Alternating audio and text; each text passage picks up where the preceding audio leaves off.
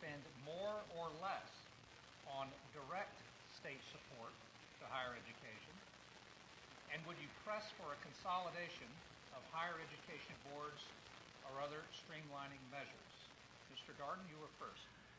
The simple answer is more, and the reason why is it is a fundamental state responsibility to support higher education. Nobody else is going to be responsible for it if the state is not responsible for it. And this gets to the question of prioritization. If higher education truly is a priority in our state and truly is a priority to a governor and to a legislator, despite all the dedicated funds, it ought not to be the thing that you're constantly cutting. Cut other areas of general government first, put them on the chopping block before you put higher education on the chopping block. And continually we're seeing this happen. When I chaired the Senate Finance Committee in the Foster administration for the first time ever, we fully funded the formula for higher education. There has been a steady decline since then because it has not continued to be a priority. Tuition is now at basically an 80-20 ratio in Louisiana because tuition has gone up so significantly. Most people will tell you states that have successful higher education programs either have high tuition and low state support or high state support and low tuition. Louisiana typically had low of both. But now with the tuition increases that have come down the pike in the past several years, we've got a significant amount of tuition that people are having to pay. One of the ways to do this, and I think the legislature is recognizing this right now, is to uncouple TOPS from the ability of universities to set their own tuition based upon their management boards, and I support that. I think the Constitution should be amended to put that responsibility where it belongs with management boards. We're the only state in America where you have to get a two-thirds vote of the legislature to raise tuition. It ought to be a market competition issue based upon centers of excellence in our universities across the state.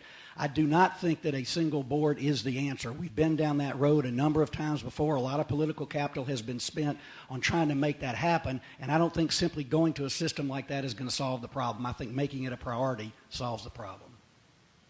Mr. Edwards. Thank you. I would invest more money, more state general fund dollars in higher education. Since 2008, the state has reduced state support by $700 million a year. If we do everything Governor General has asked us to do in the next budget year, there's a cut of an additional $200 and something million. That is a recipe for disaster, especially when you understand that when our kids go to college campuses this fall, they're going to pay 90% more in tuition than they did in 2008. When he became governor, 70% of the funding for higher education came from the state, 30% from the kids. Today, it's about 20% and 80%. Higher education was funded at 100% of the Southern Regional average. Today, it is somewhere around 60%. We've got to do better. Again, no state has cut higher education support more since 2008 than the state of Louisiana. This is not the list where we should aspire to be number one, but it's where we are today. Today, we found out that LSU is preparing paperwork to declare financial exigency. That's our flagship university, right here in Baton Rouge in our capital city. If we don't think we're on the road to disaster, we really need to rethink that. By the end of my first term, we're going to fund higher education at a 50-50 ratio between state support and tuition, and we're going to get to at least 80% of the Southern Regional average. We'll do that by the end of my first term. I voted yesterday in committee to decouple TOPS from tuition because we have to do that. We cannot afford that program if tuition is going to continue to rise each and every year.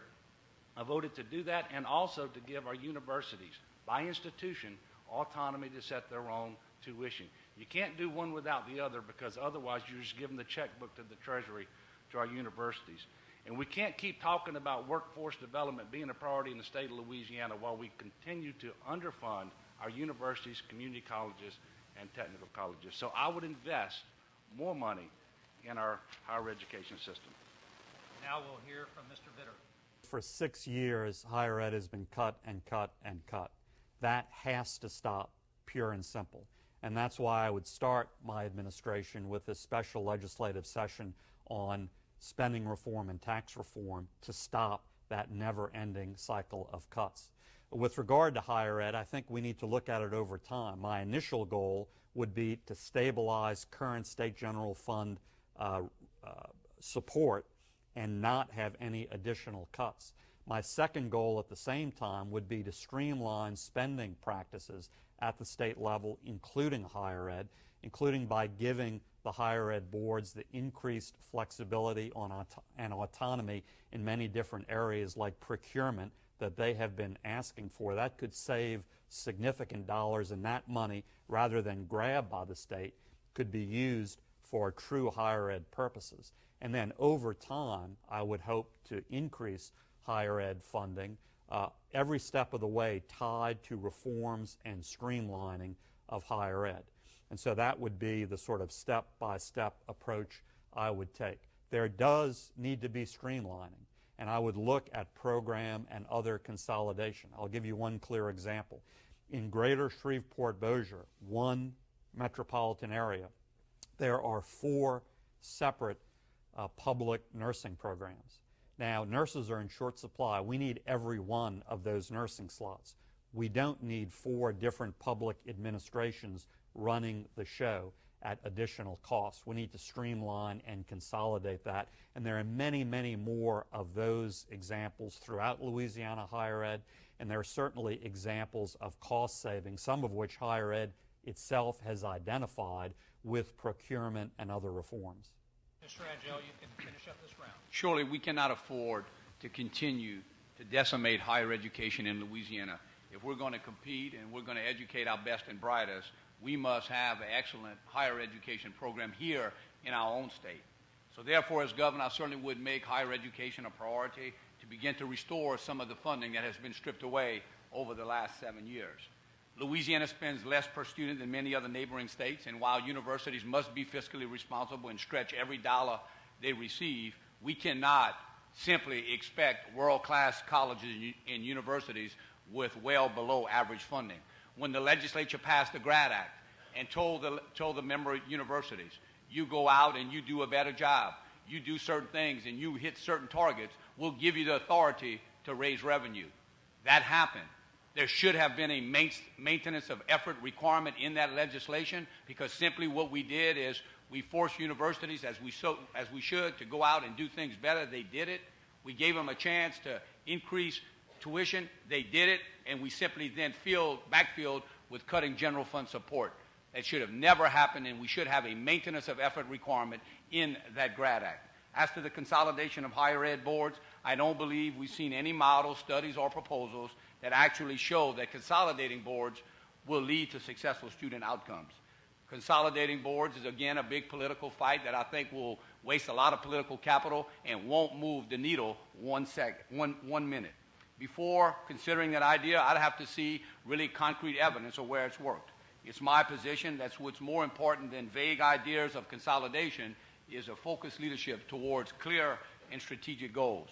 Certainly streamlining current boards to ensure their processes are smart and efficient makes sense.